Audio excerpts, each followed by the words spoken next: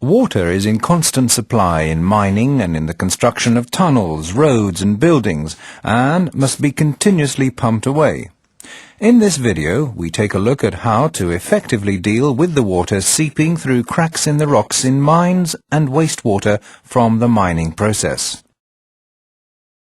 Water is often used for cooling drilling machines or as an ingredient for mixing cement. During these processes, the water becomes full of small particles, which are very abrasive, causing a great deal of extra wear on a pump's impeller and the other parts in contact with the water. The harsh environment of underground mining with stone, grit, cramped spaces and limited lighting makes it difficult to handle machinery and equipment. This machinery and equipment has to be extremely robust to withstand these conditions day after day. As level sensors are often impracticable in the difficult terrain, pumps working in these conditions are sometimes operated manually and left running.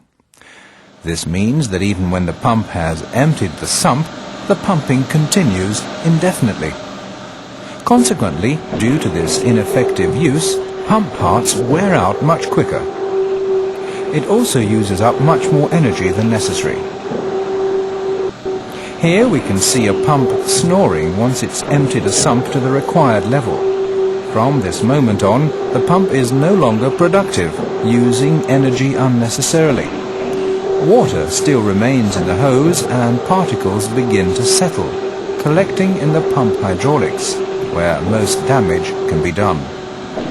As long as the pump is in snoring mode, these particles remain in the hydraulics, causing excess wear on the impeller, suction cover and seals.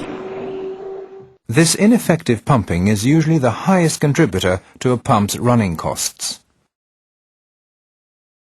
The best solution to this problem is to connect a fluked FPC100 controller to the pump. This is specifically developed for economic and environmental operation. It can start and stop a pump without level sensors, and it has built-in alarm functions offering even greater protection to the pump. The FPC100 is small and easy to install into almost any control panel. Rather than level sensors, it uses the power output from the motor as a signal to stop. The output is continually calculated based on the voltage to the pump and the current, which is measured with a transformer. After connecting the controller to a pump in a water-filled sump, a simple touch of a button at start tells it to read the motor output. After this, the pump can be left to run, as the FPC100 will then take care of everything automatically. The pump performs its job of emptying the sump, and at this moment the effect curve is stabilized. When the water level has reached its lowest point, the pump begins to draw in air and snore. The controller registers the reduction in power output and stops pump operation. The FPC100 immediately calculates how much time should elapse before the pump starts again.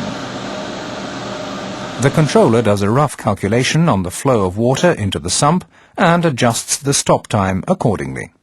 Whether the inflow of water is fast or slow, the pump stop time is adjusted accordingly, resulting in the same approximate start level time after time. The start level can be adjusted by scaling the stop time. Other parameters can also be adjusted if required. Wear and energy consumption have been compared in different studies with and without the use of the FPC100. The results showed that by using an FPC100, there were up to 60% savings of the energy used, 70% savings on wear on hydraulic parts, and 50% less maintenance costs.